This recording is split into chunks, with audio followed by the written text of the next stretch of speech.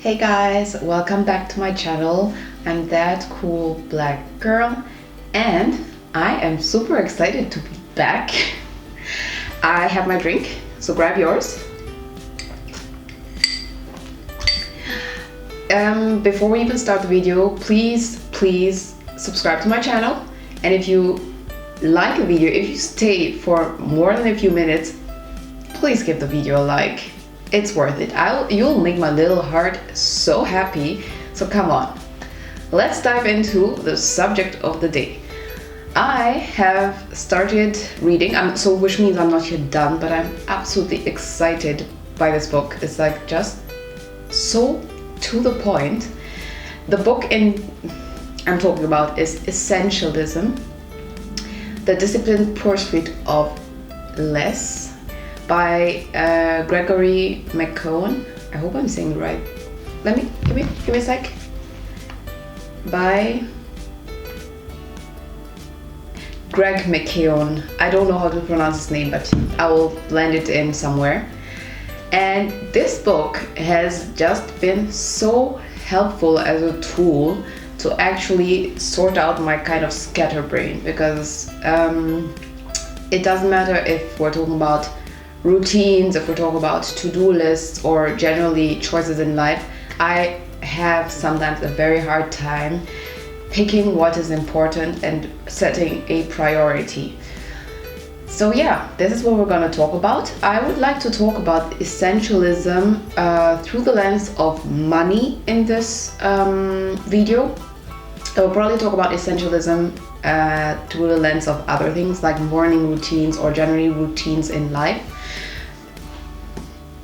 But today we're going to concentrate on money and how changing our perspective and changing our mindset can actually help us use money for what we're supposed to use it. That means as a tool, and have a little bit more control over how we spend it, and feel less governed by money or the lack thereof, depending on what everybody's situation is like. Let's get to it. We're gonna begin with a quote.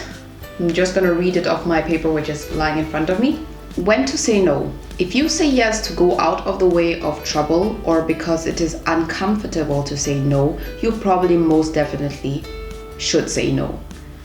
So the first point, or the first thing to consider, is the power of a no. It is more difficult to say no than it sounds.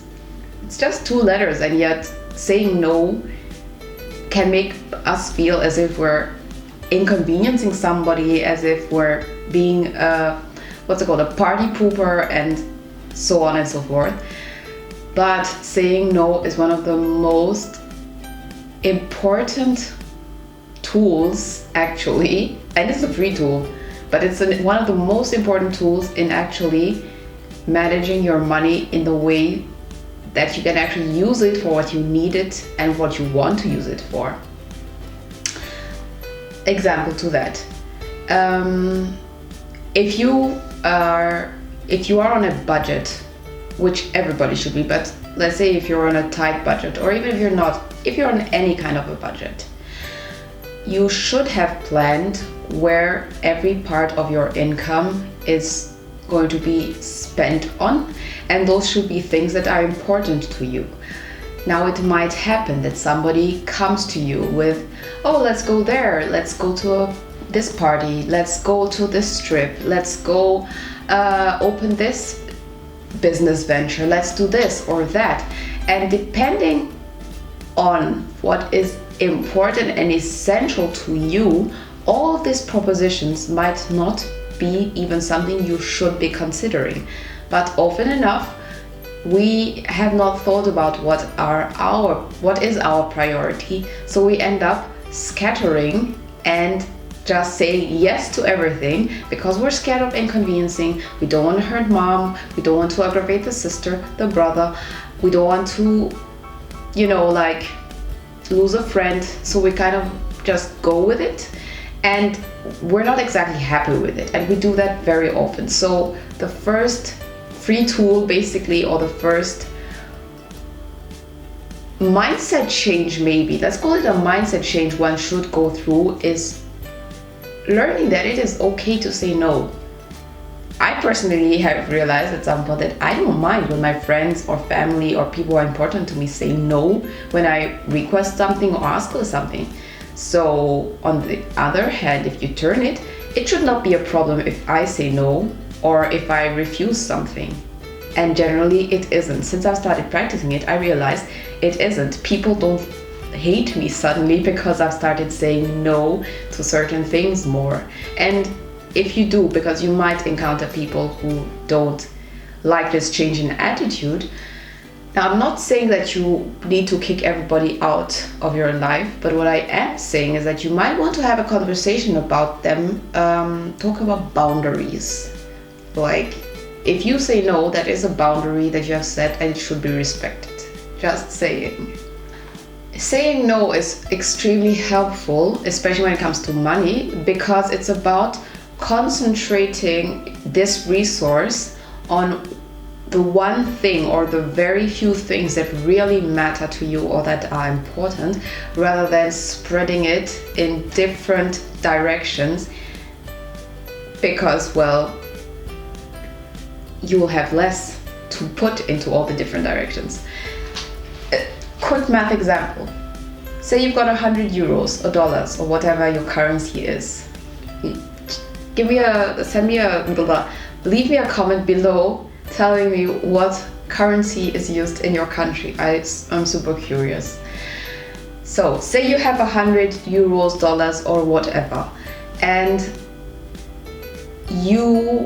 if you spend it on two things, if you divide that 100 in two things, you have 50 euros or dollars to put in the two different things. If you divide it by 4, you've got only 25 euros suddenly to put into all 4 things. If you divide it by 10, you have 10 euros or dollars to put into everything. So see what I mean? The more concentrated you keep your focus on your money spending, the more you have at the end. Pretty simple to get, right?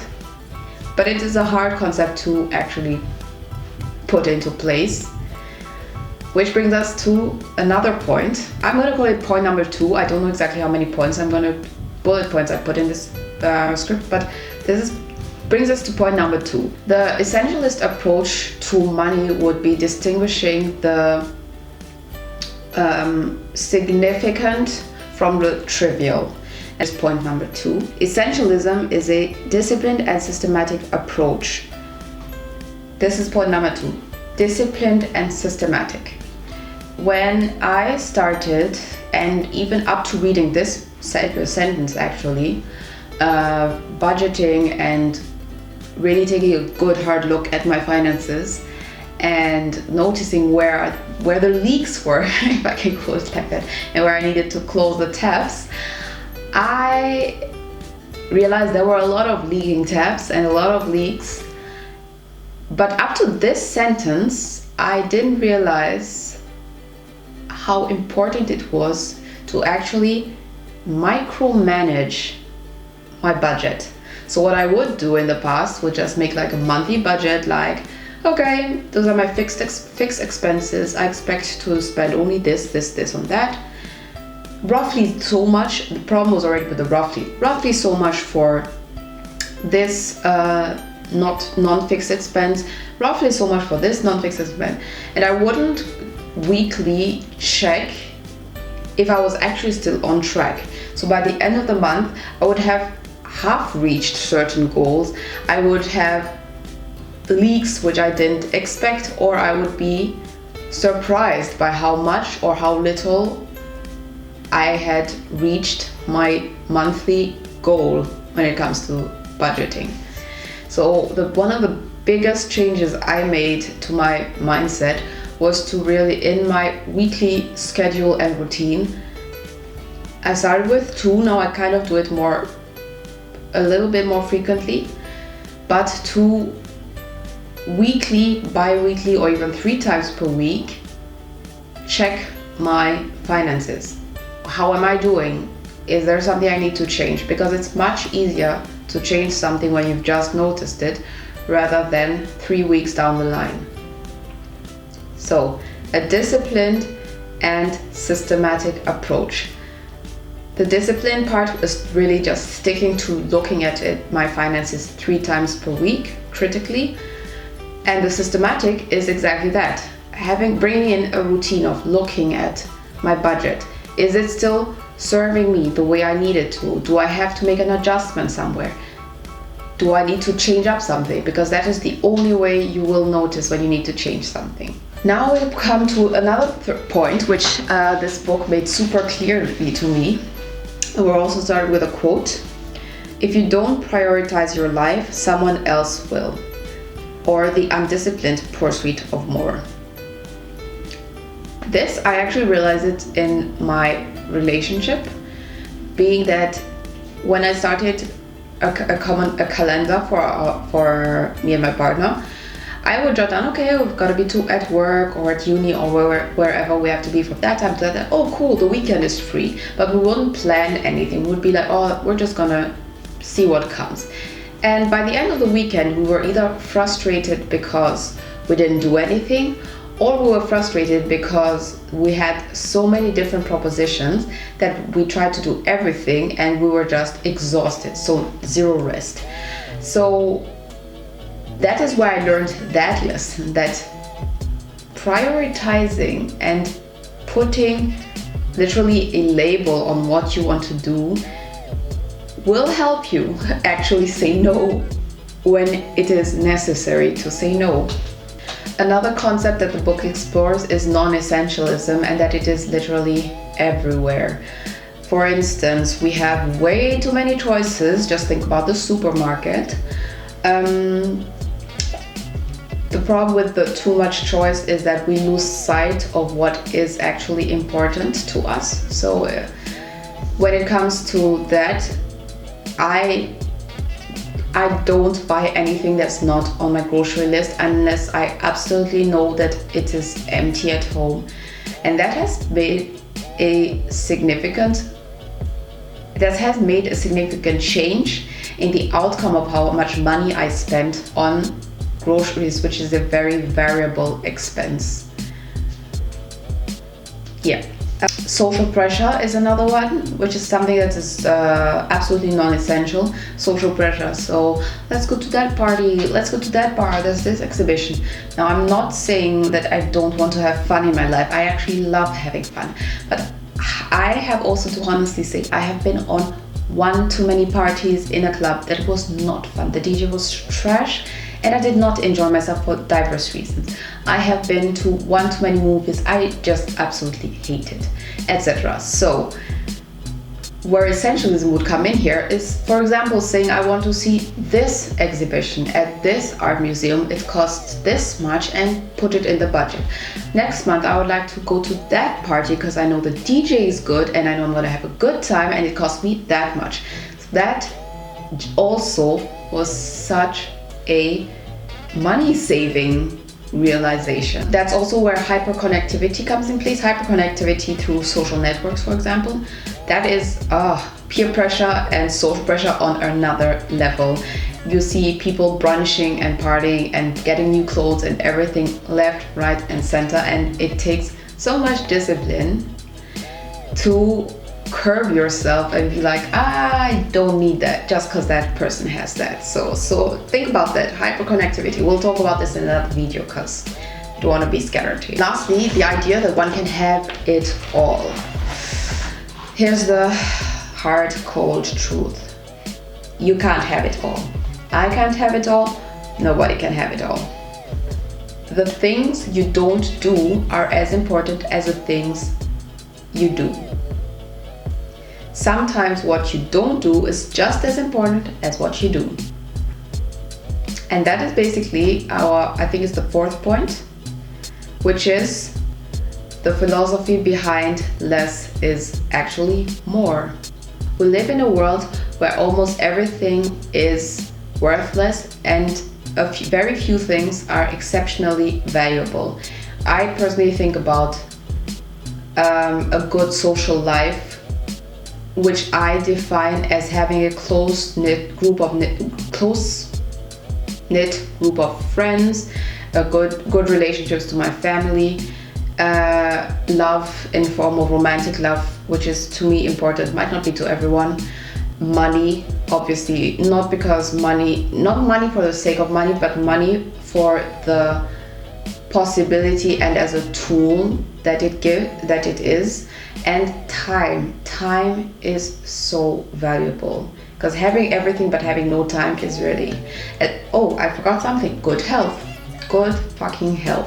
If you're not healthy, everything else is moot. So those are, for example, just a short list of things that are so important, and worth all the money in the world, actually. When looking at less is more, you will have to do a lot of hard trade-offs. Trade-offs in this book is defined as what problem do you want.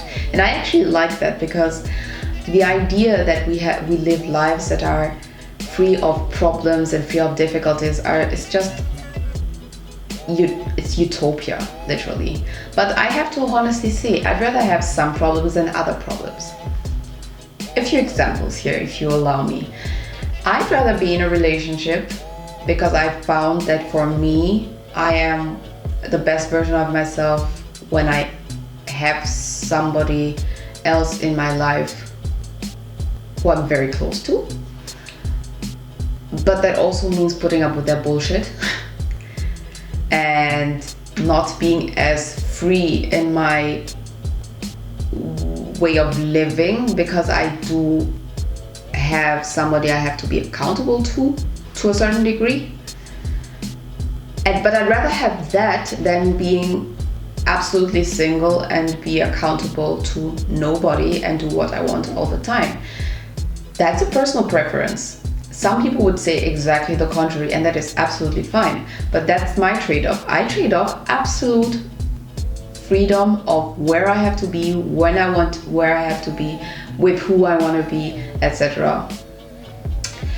Yes, another trade-off which is important to me, and since we're talking about money, is not having the feeling of missing any single opportunity because I'm going to this event and that event and all that. But at the end of the month, or before at the end of the month, feeling like I have literally zero money left. Or budgeting, saying no to quite a few events and things and possibilities, but having the satisfaction of knowing that I'm actually hitting my financial goals. So that's one trade-off. I might be maybe at home a little more, and I might be doing more things that cost less money, but maybe I do feel more comfortable and simply better afterwards because of that. And the last example of the trade-offs I found is figuring out what is important helped me become a more punctual person in general. Of course, sometimes life gets in the way, sometimes the trains don't drive, etc. But knowing that, for example, getting to work is more important than folding a whole basket of laundry makes me leave the house at the right time so that I actually get to the place I have to get at the time I want to get, generally. So that's two trade-offs.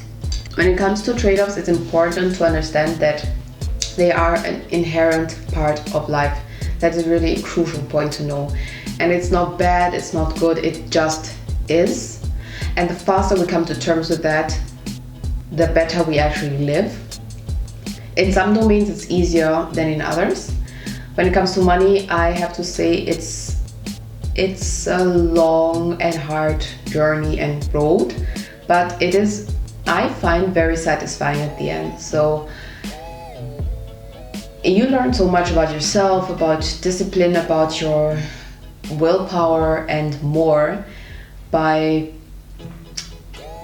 knowing what is important to you financially and actually working towards it, than by trying to please everyone, your every whim, and at the end not going anywhere. And I'm gonna end this video by quoting the last part to trade-offs. Trade-offs are not something to be ignored or decried. They are something to be embraced and made deliberately, strategically, and thoughtfully. My ending thoughts are actually these. When I started thinking about budgeting, I saw it as something extremely restrictive, something akin to a prison, and my brain and every fiber in me was actually fighting against that. So it's kind of like when you think of going on a diet. I was like, I'm gonna go on a diet with my money. That's trash. But reading that really crystallized something I had actually started realizing by myself, being that I had more power and more freedom by saying yes or no to where I put my money. And in this world, money is such an important tool, be it politically, economically, as a woman, generally, being financially free, independent, call it what you want, satisfied, you name it, is so liberating. And that does actually only work when you actually are, on one hand, in my case, financially literate, when you budget, and when you use the power of no and actually use your freedom of choice. So these are actually my parting words for this video. I hope this kind of philosophical take to money and budgeting really helps you. And I'd really like to know how you go about these things. First of all, have you read this book? I can highly recommend it. The link to it, if you want to purchase it, is in my bio. How do you go about? Do you budget? Do you have a budget? Do you budget? When you budget, do you micromanage it? So do you also have this disciplined and systematic approach to budgeting like I have at this point? And how do you feel about it? I really want to know, like, am I the only one who feels more free and liberated now that I've actually embraced the budget life? Or are you still on the journey there? I really hope you liked this video. Please give it a thumbs up if you did stay up to now. If you stayed up to now, also send me a cactus emoji so I know how many people have watched till the end. That will be super cute. And also subscribe to my channel if you haven't yet. I will be making more videos to budgeting, to essentialism too, as I say, but in the lens of other things like routines and studying, etc., whatever comes up in the next weeks and months. And that's it for today. Thank you for watching, and I hope you take something with you from this video, and I will see you next week. Bye.